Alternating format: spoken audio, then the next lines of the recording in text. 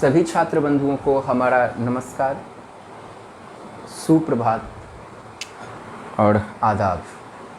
मैं आलोक रमन आज आप लोगों के बीच सेटेट का एक अहम बिंदु लेकर के आया हूं, जिसका नाम है भाषा अर्जन और भाषा अधिगम। जहां तक आप सब जानते हो कि सीटेट अभी शिक्षक बनने के लिए हमारे लिए सबसे ज़्यादा महत्वपूर्ण हो गया है, क्योंकि देश के कोई भी राज्य हों, बिना सीटेट किए शिक्षक के पात्र हम छात्रों को नहीं मानते हैं। तो हमारा एम होना चाहिए कि हम सबसे पहले सीटेट को या स्टेट टेट को क्रैक करें, ताकि हम राज्य विशेष में या यूँ कह सकते हैं कि देश के किसी विभाग में शिक्षक बनने योग्य बन जाएं, अर्थात पात्र बन जाएं। तो आज सीटेट का जो अहम बिंदु होगा वो हम प्रारंभ करेंगे हिंदी शिक्षण।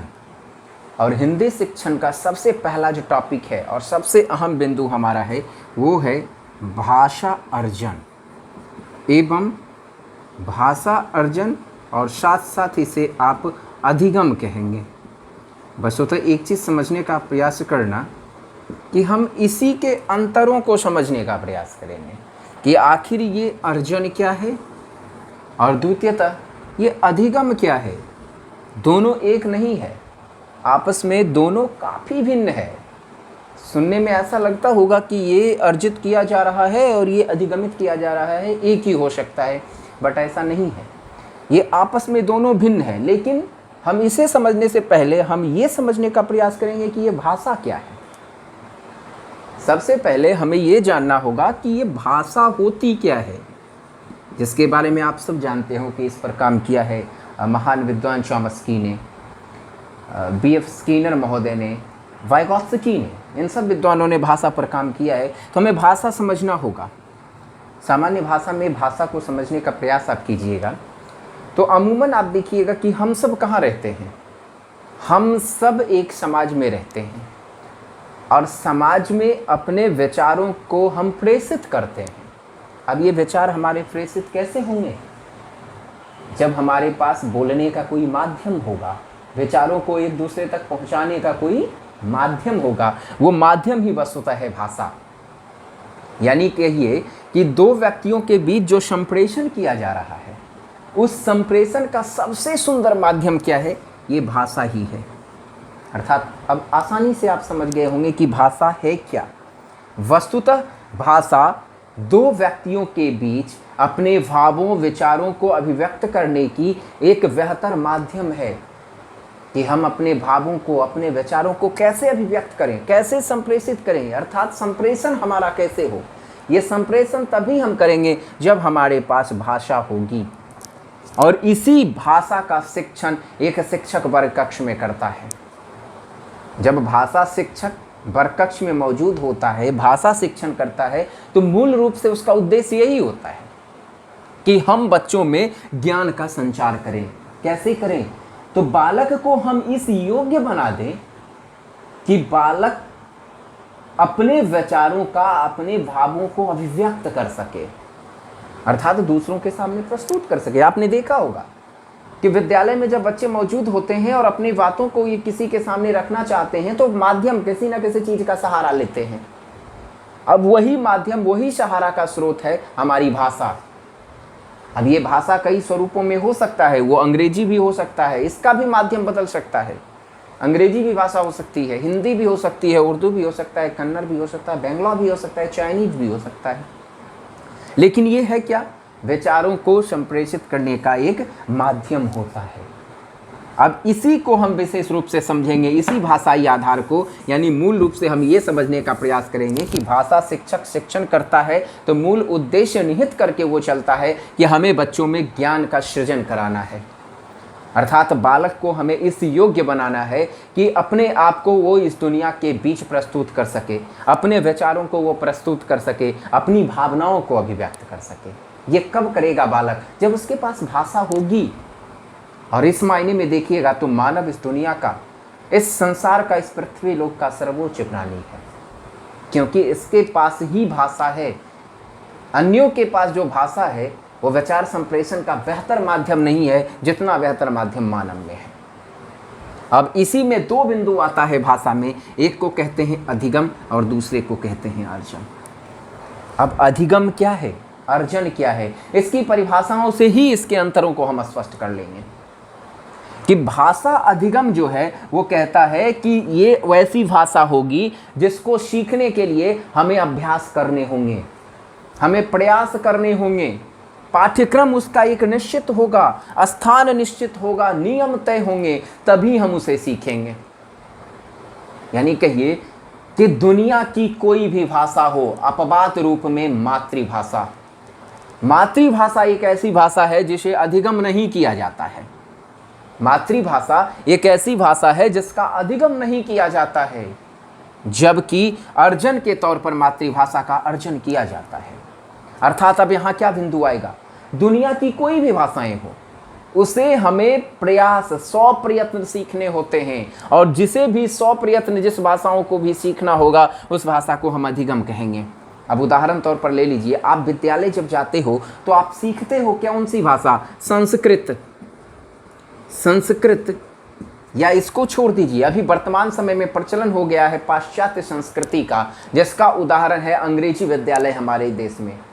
हम भारतीय हिंदी ज़्यादा बेहतर जानते हैं, परंतु हमारे यहाँ अंग्रेजी का प्रसार हो रहा है, लेकिन ये अंग्रेजी हमारी मातृभाषा नहीं है। इस भाषा को हम सीखते हैं एक शैक्षणिक संस्थान में जा कर के, व्यवस्थित तौर पर नियम के साथ, पाठ्यक्रम के साथ, एक निश्चित समय में और प्रयास करके सीखते हैं। बिना प्रयास के हम अंग्रेजी नहीं सीख सकते, या अंग्रेजी ही नहीं, कोई भी भाषा हम तभी सीखेंगे जब प्रयास करेंगे। अब हिंदी ही ले लो आप, हिंदी भी जन्म के बाद हम सीख नहीं जाते हैं जब तक कि उस पर हम प्रयास नहीं करते हैं।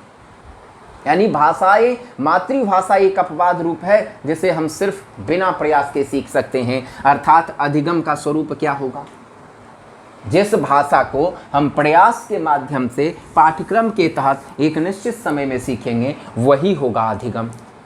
अब इसी आधार पर हम अर्जन की बात करेंगे कि अर्जन क्या है, तो सीधे विपरीत है। यानी भाषा अधिगम कहता है कि प्रयास करना पड़ता है, लेकिन भाषा अर्जन ये एक ऐसा स्वरूप है जिसे सीखने के लिए किसी विशेष समय अवधि की आवश्यकता नहीं पड़ती है हमें, ना ही इसे सीखने के लिए हमें कोई प्रयास करने होते हैं, ना ही कोई पाठ्यक्रम इसके लिए चाहिए, ना ही निश्चित समय चाहिए, ना ही कोई अवधि चाहिए। यानी ये एक ऐसा माध्यम है जो सीखा कैसे जाता है, अनायास रूप से सीखा जाता है। अनायास से तात्पर्य है कि रास्ते चलते अनौपचारिक ढंग से हम सीख सकते हैं, जबकि अधिगम का आधार आप देखोगे जिसको पहले आपने पढ़ा, वो अधिगम कभी भी अनौपचारिक रूप से नहीं किया जा सकता है, उसे औपचारिक तौर पर सीखा जाएगा। पर इन चीज़ों को यदि आप देखिएगा तो जिसे हम अर्जित करते हैं वो अनौपचारिक तौर पर सीखी जाती है। उदाहरण तौर पर लीजिएगा कि गांव घर में महिलाएं या पुरुष या आप हम सब बहुत सी ऐसी शब्दों को बोलना शुरू कर देते हैं जिसके बारे में हम जानते ही कभी नहीं है, लेकिन हम बोलने लगते हैं क्योंकि हमने उसका अर्जन कर लिया है। इसका सुंदर उदाहरण देखिए, हम क्या बोलते हैं, टॉवेल, टॉवेल बोलते हैं यानी तौलिया। अब किसी किसी व्यक्ति के मुंह से टॉवेल टॉवेल इन चीज़ों को यदि हम सुनते हैं ना, तो बार बार जो कानों से उसका श्रवण हुआ है उस माध्यम से अनायास ही हमारे मस्तिष्क में वो फिट हो गया है। इसके लिए हमने अभ्यास नहीं किया, कहीं जाके कहीं प्रयास हमने नहीं किया कि मुझे ये सीखना है, लेकिन स्वतः ही हम में आ गए हैं। अर्थात ये खुद ही फिट हो जाता है। इसका एक सबसे सुंदर उदाहरण मैं देता हूं कि अनायास तौर पर मैंने भी कई भाषाओं को सीखा है, जिसमें सबसे सुंदर उदाहरण के तौर पर मुझे सीखने को मिला स्लीपर, यानी इसको हिंदी में कहते हैं चप्पल।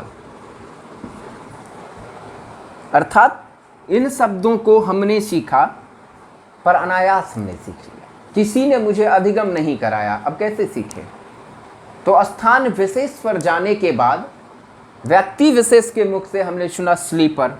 अब उस पर मैंने ध्यान दिया कि आखिर ये स्लीपर क्या है, तो स्लीपर के बाद मैंने देखा कि वो चप्पल पैर में पहन लेता है। अर्थात ये कई बार जब इन घटनाओं को होते हमने देखा तो मेरे मन में ये फिट हो गया कि ये चप्पल को स्लीपर बुलाता है। अब ये सीखने का जो माध्यम था, कैसे सीखा गया, अनायास सीखा गया, किसी ने नहीं सिखाया। और मातृभाषा एक ऐसी भाषा है जो अनायास ही सीख ली जाती है। एक छोटा बालक जब जन्म लेता है तो जन्म के बाद किसी प्रकार के भाषा का अधिगम नहीं करता है, वो बालक भाषा का अर्जन करता है, जिसका सबसे सुंदर उदाहरण चॉम्स्की का सिद्धांत मिलता है। चॉम्स्की क्या कहते हैं कि भाषा अर्जित संपत्ति है और जन्मजात है। अब जन्मजात से ये तात्पर्य नहीं है कि जन्म लिए तो माँ के गर्भ से ही हम सीख के आए, ऐसा नहीं है। यहाँ जन्मजात से तात्पर्य है कि ये हमारी प्राकृतिक दशा है कि हम सीख लेते हैं। और किसे सीखते हैं? तो जो हमारी मातृभाषा होती है हम उसे सीख लेते हैं, और ये अनायास ही सीख ली जाती है, इसीलिए भाषा अर्जन कहा जाता है। बस इस दुनिया में आने के बाद चॉम्स्की क्या कहते हैं कि हम उसे व्यवस्थित स्वरूप देते हैं। अब वास्तविक तौर पर हम इन दोनों के अंतरों को समझने का प्रयास करेंगे। तो एक साइड देखना है कि हम लिखेंगे भाषा अधिगम, और दूसरे बिंदु विशेष को जब देखेंगे तो उधर हम लिखेंगे भाषा अर्जन। अर्थात एक बिंदु हमारा अधिगम की ओर इशारा करेगा, दूसरा बिंदु अर्जन की ओर, अर्थात भाषा अधिगम और दूसरा भाषा अर्जन। अब अधिगम की हम बात करेंगे तो अधिगम में सबसे पहला निश्चित हो गया है कि ये सैद्धांतिक है। सैद्धांतिक से तात्पर्य है कि ये विषय वस्तु से संबंधित ज्ञान हमें प्रदान करता है, अर्थात भाषा अधिगम सैद्धांतिक है। भाषा अधिगम सैद्धांतिक है, जबकि उस आधार पर हम जाएंगे तो ये व्यावहारिक पक्षों की बात करता है। अर्थात अर्जन क्या है? जो भाषा अर्जित की जाती है वो व्यावहारिक है, व्यवहार में लाने के बाद अर्जित हो जाती है। जबकि दूसरे स्वरूप को देखेंगे तो भाषा अधिगम का आधार कहता है कि ये एक ऐसा स्वरूप है जो मूल रूप से संतुलित भी है और परिवेश के माध्यम से इसे संवर्धित भी किया जा सकता है, अर्थात इसे परिष्कृत भी किया जा सकता है। संतुलित से तात्पर्य क्या है? इसे नियंत्रित वातावरण मिलता है। एक नियंत्रण में से, जैसे अब बच्चे विद्यालय जाते हैं तो विद्यालय में नियंत्रित माहौल मिलता है और उसी माहौल में बच्चा सीखता है। अर्थात संतुलित माहौल के दौरान बच्चे जब भाषा को सीख रहे होते हैं तो इसी दौरान परिवेश से प्रभावित होता है। जबकि अर्जन का हम बात करेंगे तो अर्जन कहता है कि ये संतुलित और संवर्धित होकर परिवेश से प्रभावित रहता है और ये सीधा परिवेश से प्रभावित होता है। यानी प्रभावित परिवेश से दोनों हो रहा है, लेकिन ये सीधा प्रभावित होता है किससे? परिवेश से। अब देखिए यहाँ एक बिंदु सीटेट का बन जाता है, सीधा सीटेट का एक क्वेश्चन बन जाता है कि भाषा अधिगम और भाषा अर्जन में मूल अंतर क्या है? सबसे बड़ा मूल अंतर है परिवेश का अंतर होना, क्योंकि परिवेश का जो अंतर है ये दोनों में एक समान है। सिर्फ स्थिति क्या है? ये संतुलित परिवेश देता है तब जाकर के अधिगम होता है, ये सीधा प्रभावित कर देता है। यानी संतुलित परिवेश देने से क्या तात्पर्य है कि जब विद्यालय आप भाषा सीखने जाते हो तो आपको माहौल वैसा दिया जाता है। अब देखना, कहीं अंग्रेजी सीखने के लिए जाना, जो इंग्लिश क्लास चलाता है, इंग्लिश क्लास जिन शिक्षकों के यहाँ चलाई जाती है उनके यहाँ आप जाओगे तो माहौल ही इंग्लिश वाला वहाँ दे दिया जाएगा कि हर एक शब्द को अंग्रेजी में ही प्रयुक्त करना होगा, क्योंकि भाषा सीखनी है अंग्रेजी। इसलिए माहौल कैसा दिया गया? संतुलित, अंग्रेजी वाला ही स्वरूप दिया गया। हिंदी शब्द को लाना ही वहाँ नहीं है, क्योंकि हमें अंग्रेजी सीखनी है। जबकि यहाँ का आधार देखिएगा तो जैसा वातावरण रहेगा वैसे ही प्रभाव पड़ेगा। जिसका सुंदर उदाहरण है मातृभाषा को सीखना। मातृभाषा, हम जब जन्म लेते हैं तो उस समय हमें यह नहीं पता होता है कि हम किस भाषा के क्षेत्र में पैदा ले लिए, लेकिन जन्म लेने के बाद दुनिया का प्रत्येक बालक जिस क्षेत्र में जन्म लेता है, जिस परिवेश में जन्म लेता है, वहीं की भाषा को अर्जित कर लेता है। यानी इसका प्रभाव कैसे हुआ? सीधा प्रभावित हो गया। जबकि ये संतुलित माहौल देकर के प्रभावित किया जाता है, अर्थात परिवेश का संबंध दोनों से आता है, जो मूल अंतर है। और ये सीटेट में कई बार पूछा है। तीसरे बिंदु की ओर जब हम जाएंगे तब कहा जाता है कि इन भाषा में अधिगम के स्वरूप को देखिएगा तो मातृभाषा को छोड़ करके सभी भाषाओं का अधिगम किया जाता है। मातृभाषा एक ऐसी भाषा है जिसका अधिगम नहीं किया जाता है, वो अर्जित हो जाता है। पर मातृभाषा के अलग सभी भाषाएं अर्जित की जाती हैं, अधिगम किया जाता है, अर्थात सभी भाषाएं सीखी जाती है। सभी भाषाएं सीखी जाती हैं, अपवाद स्वरूप सीखी जाती हैं। यानी अपवाद कौन है? तो ब्रैकेट में दे दीजिएगा, अपवाद के रूप में मातृभाषा। ये मातृभाषा सिर्फ अपवाद है जिसे सीखा नहीं जाता है। यानी अधिक यहाँ के आधार पर लीजिएगा तो ये कहता है कि सामान्य तौर पर सीधे विपरीत परिस्थिति को इंगित कर देगा। यहाँ कहता है कि ये सामान्य रूप पे लागू किस पर होगी? मातृभाषा पर लागू होगी, क्योंकि आसानी से अर्जित वही भाषा किया जा सकता है जो मातृभाषा हो। चौथा एक और स्वरूप देखिएगा, एक और अंतर दिखाई पड़ता है और ये सबसे सटीक अंतर के तौर पर स्पष्ट हो जाता है। अर्थात चौथा स्वरूप क्या कहता है कि भाषा अधिगम जिसे हम करते हैं, जिन भाषाओं का हम अधिगम करते हैं उसे प्रयास के साथ करना होता है, उसके लिए हम प्रयास करते हैं। अब जैसे अंग्रेजी सीखना, संतुलित माहौल आपको दिया गया, अंग्रेजी सीखने आप चले जाते हो तो कैसे सीखते हो? माहौल दिया गया और प्रयास आप करते हो कि हमें अंग्रेजी सीखनी है। यदि आप प्रयास नहीं करोगे तो आप अंग्रेजी नहीं सीख पाओगे, यानी उसके लिए प्रयास किया जा रहा है। जबकि यहाँ के स्वरूप को देखिएगा, कोई प्रयास नहीं। आप देखना, आपने मातृभाषा को सीखा है, आप अपनी भाषा में बात कर लेते हो, क्या आपने कभी प्रयास किया? अनायास आपने सीख लिया, यानी बिना प्रयास के ये होता है, ये अनायास ही सीख ली जाती है। जबकि ये प्रयास के साथ, यानी 100 प्रयत्न ये सीखी जाती है, बिना प्रयत्न के ये सीखी नहीं जा सकती। अर्थात मूल अंतर एक और दिखाई पड़ा कि ये प्रयासपूर्ण सीखने की प्रक्रिया है, ये अनायासपूर्ण सीखने की प्रक्रिया है, इसमें किसी प्रकार के प्रयास की आवश्यकता ही नहीं पड़ती है। अब अगले बिंदु विशेष को देखेंगे तो बिंदु नंबर 5 की ओर यदि जाते हैं तो ये कहता है कि ये भाषाएं मौखिक भी हो सकती हैं, लिखित भी होंगी। अर्थात इस भाषा का प्रस्तुतिकरण और अधिगम भाषा वाला जो स्वरूप है ये मौखिक एवं लिखित दोनों होता है। ये मौखिक भी होगा और लिखित भी होगा। अर्थात इसे मौखिक तौर पर बोल भी सकते हैं और उसे वास्तविक तौर पर लिख भी सकते हैं। जैसे हम सामान्य भाषा में कहते हैं अनार बहुत स्वादिष्ट है। अब देखिए, हमने अनार की चर्चा किया, हिंदी में लिखा, हिंदी में बोला, यानी जिस रूप में हमने लिखा है उसी रूप में हम बोल भी रहे हैं। प्रस्तुतिकरण हमारा उसी अनुरूप हो रहा है, अर्थात मौखिक वादन भी कर सकते हैं और इसे लिख भी सकते हैं। लेकिन जब अर्जन के आधार की ओर हम जाएंगे तो ये जस्ट विपरीत हो जाता है।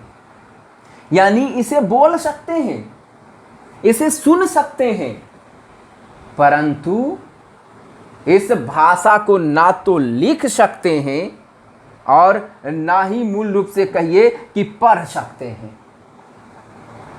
अर्थात मातृभाषा अर्जित भाषा होती है, उस भाषा को हम सुन सकते हैं, उस भाषा को हम बोल सकते हैं, पर उसे पढ़ा या लिखा उसी रूप में नहीं जा सकता है। यानी अब देखिए, अनार बहुत मीठा छै, अनार बड्ड नीक लगलै। अब यदि हम लिख देते हैं यहाँ पर कि अनार बड्ड नीक लगलै, नीक लगलै। अब आप गौर करना, इसमें अनार हिंदी में लिखा गया है, बड्ड भी हिंदी में, निक भी हिंदी में, लगलै भी हिंदी में। इसे बोल किसी और स्वरूप में हम जरूर रहे हैं, लेकिन पढ़ने की बात करेंगे तो नारो अनार हिंदी ही पढ़ रहे हैं, या किसी भाषा विशेष के बारे में जिस भाषा में लिखे होंगे उसी भाषा में इसे हम पढ़ रहे हैं। या हो सकता है कि इसका स्वरूप लिपिबद्ध रूप में उसी अनुरूप रहेगा, परंतु हम बोलने का आधार क्या बोलेंगे? लगलै। यानी ये अंगिका भाषा का प्रस्तुति हम कर रहे हैं, लगलै। लेकिन लिख और पढ़ने के दौरान जब इसे बेहतर ढंग से लिपि अनुसार पढ़ेंगे तो हम हिंदी भाषा के आधार पर इसे पढ़ने का प्रयास कर रहे हैं। यानी क्या दिखाई पड़ रहा है कि इसे हम पढ़ और लिख नहीं सकते हैं, जबकि इसे पढ़ भी सकते हैं और लिख भी सकते हैं। अधिगम का जो स्वरूप भाषा का होता है उसे पढ़ा भी जाता है, उसे लिखा भी जाता है, लेकिन जो भाषाएं अनायास और अर्जित की जाती हैं उसे पढ़ा या लिखा नहीं जाता है। इसके अलावे देखिएगा कि ये भाषा जिसे अधिगम हम करते हैं ये नियम के साथ चलती है। अब अंग्रेजी आपको सीखना होगा, अंग्रेजी सीखनी होगी तो विभिन्न प्रकार के नियमों को आप फॉलो करोगे। व्याकरणिक ग्रामर जो मेथड है उसका, ग्रामर का, उसके माध्यम से आप सीखोगे। लेकिन अन्य भाषा के स्वरूप को देखिए, अर्जन के आधार को देखिए, तो जब घर में मम्मी पापा आप के सामने मौजूद होते हुए विभिन्न प्रकार के स्वरूपों को आप बोलते हो, शब्दों का प्रस्तुतिकरण करते हो, क्या व्याकरण का ख्याल रखते हो? नहीं रखते हो, अपना काम चल जाता है, वही मातृभाषा है। लेकिन यहाँ हम व्याकरणिक ख्याल रखते हैं, नियम को लेकर चलते हैं, लेकिन यहाँ पर नियम को ताक पर रख देते हैं। यानी क्या है कि यहाँ नियम की आवश्यकता ही हमें नहीं होती है, बिना नियम के ही हम इसे समझ सकते हैं, इसकी जानकारी ले सकते हैं, अर्थात नियम की आवश्यकता नहीं होती है। जबकि उस आधार पर जब हम जाएंगे अधिगम के स्वरूप में तो वहां पर नियम की आवश्यकता होती है। इसमें नियम के साथ ही अधिगम किया जाता है। किसी भी भाषा को आप सीखने के लिए नियम के साथ चलोगे, लेकिन जब इस आधार को देखिएगा, यहाँ नियम की आवश्यकता ही नहीं है, हमें कोई नियम नहीं चाहिए, हम जैसे तैसे सीख लेते हैं, घर में घूमते फिरते चलते रास्ते कहीं भी हम भाषा अर्जित कर लेते हैं, उसके लिए किसी प्रकार के नियम की हमें आवश्यकता नहीं पड़ती है। इसके अलावे आगे बिंदु आ सकता है कि इसमें इसका जो स्वरूप होगा वो संकुचित होगा, काफ़ी छोटा होगा, यानी एक क्षेत्र विशेष है, एक व्याकरणिक नियम है, उसी नियम के आधार पर घूम फिर के रह जाना है। लेकिन इस आधार पर जाएंगे तो यहाँ पर संकुचित नहीं है, ये काफ़ी व्यापक है, विस्तृत है, क्षेत्र विशेष, स्थान विशेष, जहाँ भी जाएंगे कुछ ना कुछ हम सीख लेंगे। अब इसका स्वरूप देखिएगा, बंगाल जाने वाला व्यक्ति सीख के क्या आ जाता है, जल खबो। जैसे हम कहते हैं पानी पीना है, वो कहते हैं जल खबो। अब क्या सीखा, व्यापक स्वरूप है, ये व्यावहारिकता के कारण हमने अर्जित कर लिया कि उस क्षेत्र विशेष में गए, व्यवहार में लाए और हमने सीख लिया। अर्थात अर्जित स्वरूप क्या है, ये व्यापक है, इसकी व्यापकता काफ़ी है, जबकि इसका संकुचित स्वरूप है, एक बिंदु विशेष में ही इसे सीख ली जाती है, जबकि इसका आधार व्यापकता को समाहित किए हुए होता है, क्योंकि ये व्यावहारिक तौर पर चलता है। इसके लिए भाषा अधिगम करने के लिए एक निश्चित स्थान हमें चाहिए, हम एक निश्चित जगह पर ही, एक निश्चित स्थान पर ही भाषा का अधिगम कर सकते हैं, जिसका स्वरूप मिलता है कोचिंग क्लास, ट्यूशन क्लास या विद्यालय, जहाँ पर निश्चित समय सीमा में हम मौजूद होकर के हम भाषा को सीखते हैं। जबकि इधर बात करेंगे तो अर्जन करने के लिए कोई समय नहीं चाहिए, कोई स्थान नहीं चाहिए, हम कहीं भी सीख लेते हैं। आप अपने ससुराल में सीख सकते हो, आप अपने घर में सीख सकते हो, आप मार्केट में सीख सकते हो, यानी आप रास्ते चलते सीख सकते हो, अर्थात कहीं भी जिसे सीख ली जाए। अब रास्ते हम चल रहे हैं और किसी ने सामान्य तौर पर समझिए कि रोड एक्सीडेंट, हम ये अभी तक नहीं जानते थे कि एक्सीडेंट क्या होता है, लेकिन रास्ते चलते किसी का यदि एक्सीडेंट हो गया है, अर्थात किसी को धक्का लगा है, तो हल्ला होने लगेगा, धक्का लगले नहीं बोलता, अधिकांश आदमी क्या बोलते हैं, एक्सीडेंट हो गया है। अब हम देखिए चलते चलते क्या सीख लिए कि गाड़ी से इंसानों का टक्कर या गाड़ी का गाड़ी से टक्कर होता है, तो उस प्रकार की जो घटना है उस घटना को एक्सीडेंट कहा जाता है। अब हमने क्या सीखा, क्या इसके लिए हमें अधिगम करना पड़ा? नहीं करना पड़ा। किसी विद्यालय में जाना पड़ा? नहीं जाना पड़ा। क्या किसी निश्चित स्थान पर हमें वहां पहुंचना पड़ा? नहीं पहुंचना पड़ा। हम अनायास ही जा रहे थे, एक्सीडेंट हुआ और दुर्घटना के जगह पर एक्सीडेंट शब्दावली का प्रस्तुतिकरण हुआ और हमने उसे आत्मसात कर लिया कि रोड एक्सीडेंट हुआ, अर्थात एक्सीडेंट क्या है, एक अचानक सी दुर्घटना घट गई। अर्थात इस प्रकार से हमने क्या सीख लिया, ये व्यापक स्वरूप के आधार पर निश्चित स्थान में यहाँ हमने सीखा, जबकि यहाँ पर बिना निश्चित स्थान के अचानक से ही अनायास ही उन चीज़ों को हमने सीख लिया। ये स्वरूप दिखाता है कि भाषा अर्जन और भाषा अधिगम आपस में एक दूसरे से पूर्णतया भिन्न प्रतीत होता है। इसके अलावे भाषा का अधिगम करने के लिए समय भी निश्चित होता है।